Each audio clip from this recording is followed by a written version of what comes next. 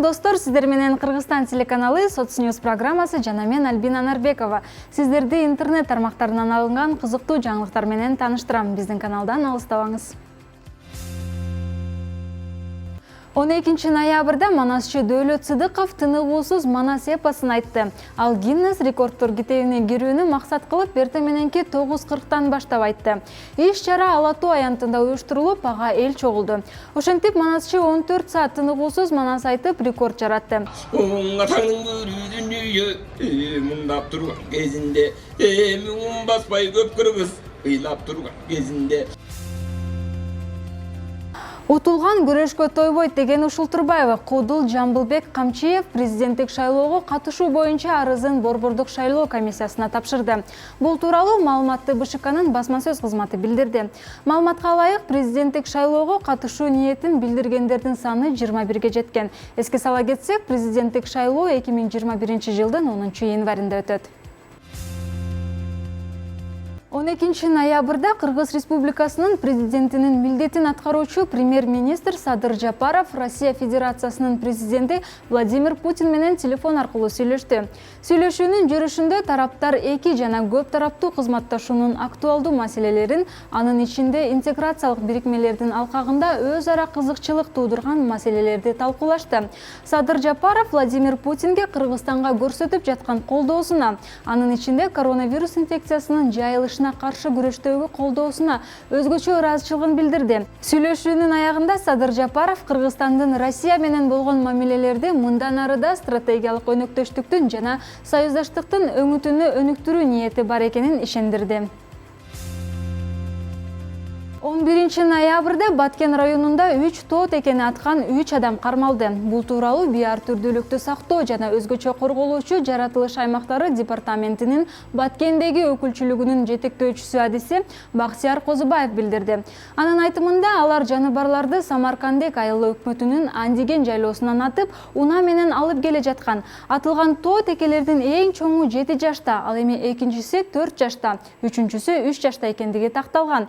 Учурда тоо текелерди аткан адамдар кармалып Баткен райондук ички иштер башкармалыгы тарабынан иш козголуп, тергөө амалдары жүрүп жатат. Алардан ок атуучу курал табылды.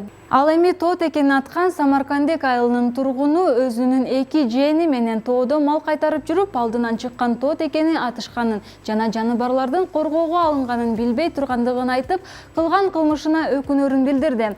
Баткен облусунун аймагында 2020 жылдан 2023 жылга чейин жапайы жаныбарларга аңчылык кылууга тыюу салынган. Ошого карабастан жаныбарларды аткан жарандарга өкмөттүн токтомунун негизинде ар бирине 100 000 сомдон айыппул салынат. Түштүк Африкалык Боствана өлкөсүндөгү Карова шахтасында салмагы 1000 каратка жакын дүйнөдөгү эң ири алмаздын бири табылды. Алмазды тапкан канадалык Лукара Diamond компаниясынын билдирүүсүнө караганда, Карова шахтасында табылган алмаздын салмагы 998 карат. Таштын көлөмү 67, 49 жана 45 мм. Маалыматта айтылгандай, алмаз иштетүүдөн мурун 2 же андан көп бөлүккө бөлүнөт. Bloomberg агенттиги бул таш дүйнөдөгү эң ири 5 алмаздын бири деп саналарын жазды. Кетсек, 1905 жылы Түштүк Африкада табылган салмагы 3106 карат болгон Кулинан алмазы дүйнөдөгү эң чоң алмаз болуп саналат. Дүйнөдөгү экинчи чоң алмаз салмагы 1109 карат болгон Лесиди Ларона ташы. Ал 2015 жылы Карова шахтасынан табылган. Ал таш $53 миллион сатылган. БШК Токтайым Үмүталиеванын президенттикке талапкерлигин кабыл алган жок. Үмүталиева арыз берүү үчүн БШКга барганда паспортунун унутуп калган. Жанымда жалпы жарандык паспортум, айдоочулук күбөлүгүм бар болчу. Бирок БШК ID карта болушу керек деген шылтоо менен арызымды кабыл албай койду. Мен БШКнын бул аракеттерин мага карата тоскоолдук катары баалайм. Анткени аты жөнүмдү тастыктаган башка документтер менен арызды кабыл алууга болот. Борбордук шайлоо комиссиясындагы бир нече мыйзам бузууларды байкадым. Бул боюнча өзүнчө билдирүү жасайм. Бүгүн кечке чейин паспортумду алып барып, кайрадан арызымды тапшырам, деди Үмүталиева. Жөнөкөй справка алыш үчүн ID карта керек. Ал эми президенттикке талапкерликти коюп жатып, паспорту жок баруу акылга сыйбаган көрүнүш. Данияда рак илдетине кабылган аял сүйүктүүсүнө расмий түрдө турмушка чыгып, үлпөт тоюнан 15 мүнөт өтпөй көз жумду. Маалым болгондой, 41 жаштагы Литулин Симасендин мээсинде залалдуу шишик бар экенин дарыгерлер 2 жыл мурда эле айтышкан. Ушул учурда анын 49 жаштагы Шаф Барабатани менен чогуу жашап жүргөнүнө 10 жыл болгон. Бул жылдар аралыгында ал үлпөт той өткөрүүнү кыялданып, оозунан түшүргөн эмес. Жыл өткөн сайын аялдын көрүүсү начарлап, башы тынбай ооруп турчу. Медиктер ошол жылы аялдын 2 жылдык гана өмүр сүрө турганын айтышкан деп жазылат маалыматта. Муну уккандан кийин аялдын сүйүктүүсү анын кыялын орундатууну чечип, колун сураган. Былтыркы жылдын август айында түгөйлөр үйлөнүү тоюн өткөрүшкөнү маалым болгон.